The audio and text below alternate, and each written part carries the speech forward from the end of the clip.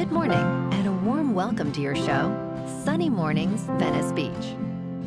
I'm your host, Melissa, and it's Thursday, October 2nd. You'll be interested to know, 189 years ago, today in 1836, the naturalist Charles Darwin returned to England after a 5-year voyage aboard the ship Beagle, carrying specimens and observations that would inspire his theory of evolution by natural selection, a milestone in biological science and human understanding of life.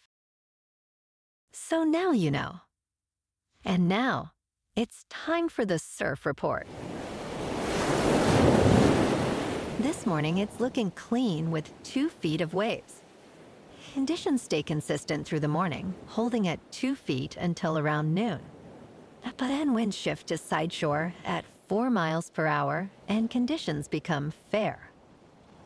Later in the afternoon, expect choppy conditions as the wind picks up to 9 miles per hour.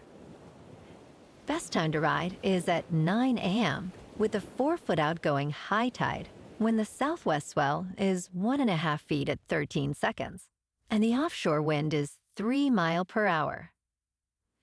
The first high tide on Thursday will be 4 feet just before 8 a.m., followed by a 2.5-foot low tide at 12:45. The nearshore buoy at Santa Monica Pier reads 70 degrees for the water temperature. Friday offers clean conditions with waves around 1 to 2 feet, ideal for beginners. Saturday sees a slight increase in size to 2 to 3 plus feet early, but onshore winds lead to choppy conditions by afternoon. Sunday maintains 2-foot waves with fair conditions, providing the most consistency of the 3 days, especially in the morning. This morning, it's cloudy, and it feels like 66 degrees, with 5 mile per hour wind. The sunset will take place at 6:36, and it will rise again tomorrow at 6:50. It looks like we're in for a partly sunny day, with a high near 70 and a light southwest wind at 5 to 10 miles per hour. Tonight, expect mostly cloudy skies with a low around 64 and light northwest winds. Looking ahead in the weather, Friday will be mostly sunny with a high near 69 and a southwest wind 5 to 15 miles per hour, gusting up to 25. Saturday and Sunday remain pleasant with highs near 70 on Saturday and near 69 on Sunday, with patchy fog at night, and again Sunday morning before 11. Bonjour, food enthusiasts. This podcast is brought to you by Versailles Cafe and Pastries in Encinitas. Nestled on El Camino Real South, just north of Encinitas Boulevard, this cafe is a haven for culinary delights. Indulge in their amazing Eggs Benedict or their gluten-free crepes. You can grab a panini for lunch or just breeze on through to get your morning coffee. They are open every day from 8 to 5. So stop on by and don't forget to tell them Sunny Morning sent you. In local news, in Rancho Palos Verdes, approximately 400 feet of coastal bluff dropped about 60 feet toward the ocean on Saturday night, but city officials assure that this incident is not related to the ongoing land movement affecting the area for years. Megan Barnes, a city spokesperson, reported that while there was no damage to public property or injuries, significant soil damage occurred in the backyards of 4 homes. The cause is still under investigation, and the La County Fire Department has closed the area as a precaution. Mayor David Bradley emphasized the importance of homeowners consulting a geotechnical engineer to ensure their properties are safe from further movement.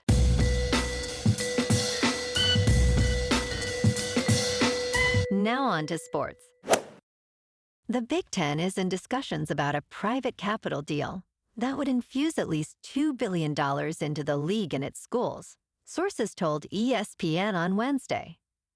The discussions include a 10-year extension of the league's grant of rights until 2046, ensuring long-term stability. The private capital deal and grant of rights extension have been discussed for months, presenting a distinct blow to outside entities attempting to form super leagues.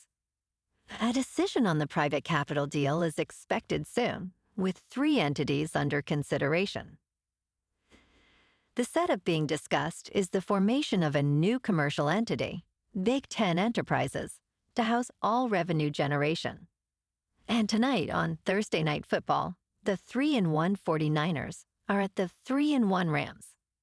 Kickoff is at 8:15 p.m. on Amazon Prime Video. Los Angeles is favored by 8.5, and the over-under is 45.5. In local sports, last night in LA, the Dodgers took the series against the Reds 8-4. Yamamoto earned the win with 6 2/3 innings, 4 hits, and 0 earned runs. Betts had key RBIs with a double early and another double in the 7th. The boys in blue finished with 13 hits and 3 errors. They now rest until Saturday when they take on the Phillies at Citizens Bank Park. In top news, many services ground to a halt as the federal government shuts down. Much of the federal government is now shut down after Republicans and Democrats in the Senate failed to agree on a funding plan. A Senate vote to reopen the government failed on Wednesday, as many federal agencies ceased operations. The Republican-controlled House passed a bill to fund the government through November 21st, but Senate Democrats refused to support it. Critical services like Social Security and Medicare will continue, but delays are expected. About 750,000 federal employees may be furloughed daily. President Trump hinted at possible mass firings of federal workers. In business news, for United States business schools, local challenges could bring global solutions. Stanford University holds on to the top spot among full-time Master of Business Administration programs in the United States. Overall, shifts are underway globally that could result in long-term, fundamental changes.